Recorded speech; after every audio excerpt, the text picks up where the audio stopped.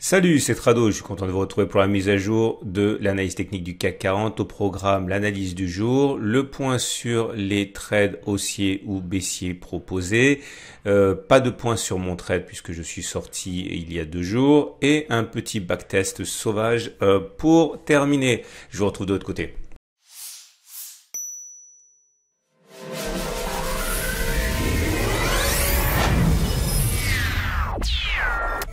Alors voilà où nous en sommes, une séance à 0,08% de baisse, assez épatante en ce sens que le flux de mauvaises nouvelles ne s'est pas tari en provenance des États-Unis en particulier, avec des chiffres d'activité de la Fed, enfin de la Banque de Philadelphie très mauvais, avec 5 millions, plus de 5 millions de chômeurs supplémentaires en une semaine, les derniers chiffres indiquent, avec également des ventes de détail, des mises en chantier qui s'effondrent. Bon, rien de bon. Et ce qui est intéressant, c'est de noter, eh bien la résistance toute relative, mais quand même du CAC 40 qui n'abandonne que 0,08%, avec en même temps le DAX qui progresse, les États-Unis qui progressent. Visiblement, les investisseurs sont relativement optimistes. Alors, faisons le point avec tout ce que l'on a. Nous sommes toujours soumis à la force de cette résistance, celle des 4556, 4590. On en a parlé. Pour l'instant, pas moyen de passer au-dessus et pas non plus moyen de parier sur un passage, parce que je vous rappelle que les supports et les résistances horizontaux, le principe, c'est qu'ils doivent tenir. Nous avons également un support ici qui est à 4143, doublé d'un support intermédiaire, le gap des 4212, 4270. Alors, faisons le point tout de suite avec les différents scénarios qu'on avait envisagés. On va commencer par le scénario du triangle qui, à mon sens, prend du plomb dans l'aile. Il faut pas non plus être un fétichiste des figures chartistes, pas plus qu'on doit être un fétichiste des actions. C'est-à-dire que lorsque vous avez un scénario de travail qui n'est pas validé, il faut simplement comprendre que le marché n'en veut pas, il faut chercher autre chose. Là, il me semble que le marché, de deux choses l'une, ne veut pas de ce triangle haussier. Alors, il peut s'agir d'un triangle baissier. Là, on a cassé le triangle par le bas, ça veut dire normalement que on devrait aller chercher la prochaine résistance. La prochaine résistance, on l'a dit, elle est là, 4212, 4270. La troisième, elle est à 4143, je l'ai dit, et pourquoi pas un retour sur le bas. En tout cas, ça se trade. Mais avec prudence. Alors, j'insiste une troisième fois cette semaine. Tous les courtiers ne permettent pas de spéculer à la baisse, ça dépend vraiment de votre banque et de votre courtier, mais il y en a qui peuvent le faire, donc j'en parle. Sinon, pour les autres, ça a quand même une matière pédagogique qui est intéressante. Si effectivement le triangle casse par le bas, ok, il nous faut mettre un stop, on va dire stop agressif, réintégration de la figure à 3,6%. Ça veut dire que l'objectif doit être au moins à 3,6%. Il faut au moins viser un retour sur les 4143. Okay, si on s'arrête au gap, le ratio gain-risque n'est pas assez bon. Maintenant, on peut faire autre chose. On peut prendre un stop plus large, mettre un stop en cas de, on va dire, retour au-dessus de la résistance journalière à 7,5%. Donc un gros stop, un stop très conservateur. Dans ce cas, il faut au moins viser 7,5%. Ça veut dire que dans votre stratégie, il faut au moins parier sur un retour sur le support journalier à 11%, ce qui offre d'ailleurs un très bon ratio gain-risque. Voilà les deux façons de faire. Maintenant, si d'aventure on devait repasser à l'intérieur demain ou clôturer à l'intérieur, il faut tout simplement accepter l'idée qu'il n'y a pas de triangle.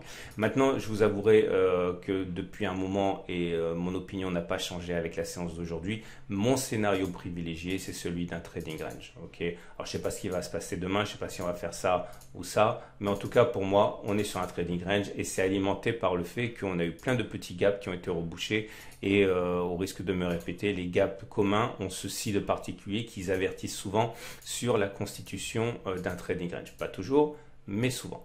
Voilà où nous en sommes pour le scénario du triangle.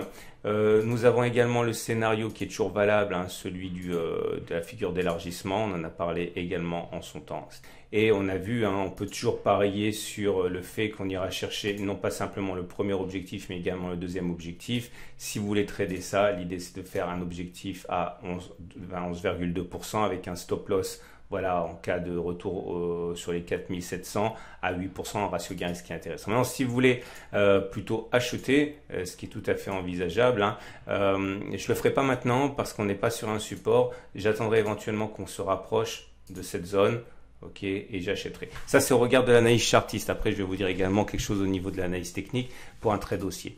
Nous avons la bougie du jour qui fait suite à une bougie assez peu reluisante. Hein, la bougie du mercredi 15 avril avec sa clôture dans le tiers baissier, sa couleur rouge.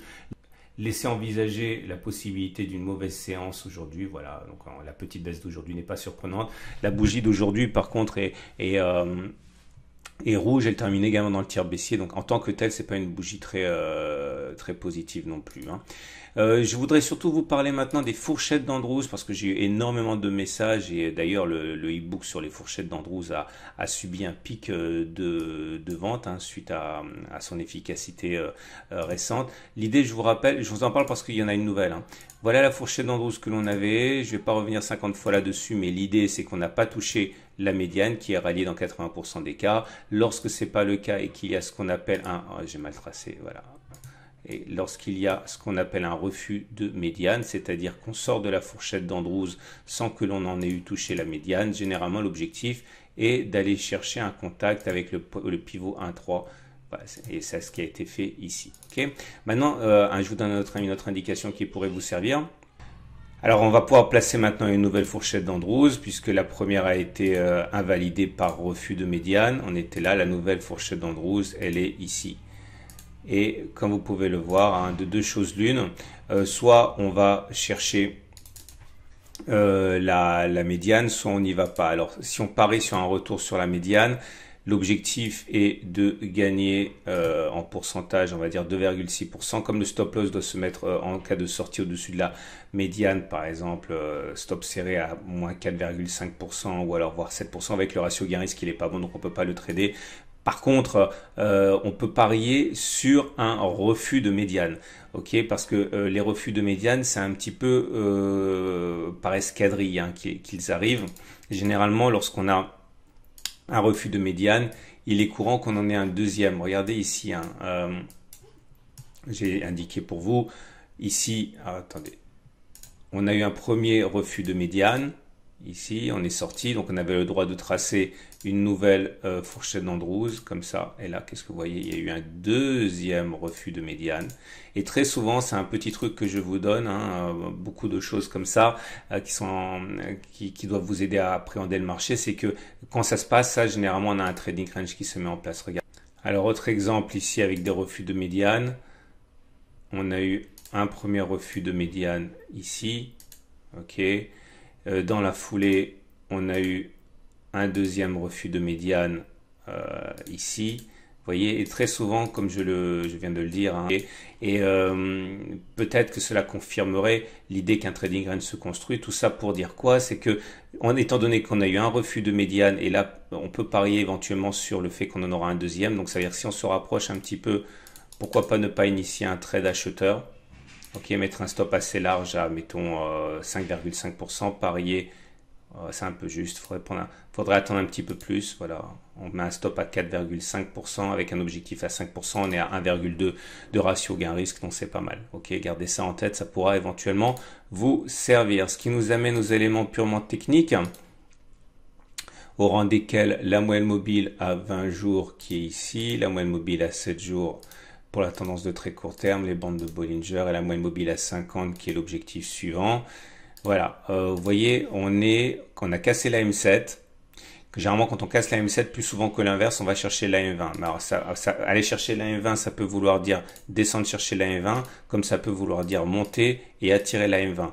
Ok, on ne sait pas ce qui va se passer naturellement, mais en tout cas ça se traite parce que la M20 est un support dynamique, hein, donc éventuellement on peut trader en mettant un stop loss en dessous de la moyenne mobile à 20 jours et en pariant un retour sur la résistance journalière des 4556 si on veut jouer un tel scénario. Regardez les indicateurs techniques. Alors ça c'est intéressant les indicateurs techniques parce que là ils sont complètement à la rue. Et c'est une information en tant que telle, hein. J'ai déjà expliqué à plusieurs reprises que voilà, le CCI a délivré un signal baissier, stochastique aussi. Par contre, le MACD est toujours dessous de son signal, le momentum rebascule quasiment en territoire positif, le RSI redresse sa course. Bref, quand ça part dans tous les sens comme ça ne veut pas dire que les indicateurs techniques ne servent à rien, ça veut simplement dire que leur message est particulier. Et à titre personnel, quand les indicateurs techniques partent comme ça dans tous les sens, ça veut dire que très souvent, il y a un trading range qui se met en place. Alors je sais que peut-être que je suis biaisé par rapport à mon histoire de trading range, je sais pas du tout si ça va se produire comme ça ou pas, hein. Mais en tout cas, ce sont des éléments qui pour moi militent dans le sens, hein, d'une sorte de latéralisation. L'Ishimoku, pour terminer, l'Ishimoku nous montre que la tendance est toujours baissière, tout en étant faiblement baissière. Plus précisément, la tendance de très court terme, elle est à plat, donc il n'y a pas de tendance. C'est la Tenkan, la Kijun, il n'y a rien de spécial puisqu'elle descend mais les cours sont dessus. La tendance de fond, elle est baissière puisqu'on est en dessous du nuage, mais bon, la SSB est plate, elle n'est pas descendante comme elle aurait pu l'être. Bon, tout ça c'est neutre à légèrement baissier, quoi, hein. Moi ce que j'attends surtout c'est le moment où la lagging span va se confronter à l'oblique, ce qui va délivrer un prochain signal. Voilà, il me reste plus qu'à vous saluer, vous remercier d'être de plus en plus nombreux. Je vous rappelle que vous pouvez vous abonner à YouTube, à ma chaîne YouTube, mais surtout vous pouvez vous abonner au compte Tradosor sur Twitter et sur Facebook. Je suis très actif sur Twitter, au moins 10 messages par jour. C'est là que généralement on me fait des demandes pour telle ou telle action et que j'essaye dans l'étendue de mes capacités de satisfaire. C'est là que vous pouvez me poser des questions. Là aussi, j'essaie de répondre à tout le monde. Donc, pensez à me suivre sur les réseaux sociaux et puis surtout, hein, merci de cette confiance que vous témoignez en mon travail, hein, et ça me fait vraiment très plaisir. Voilà, à demain pour la mise à jour.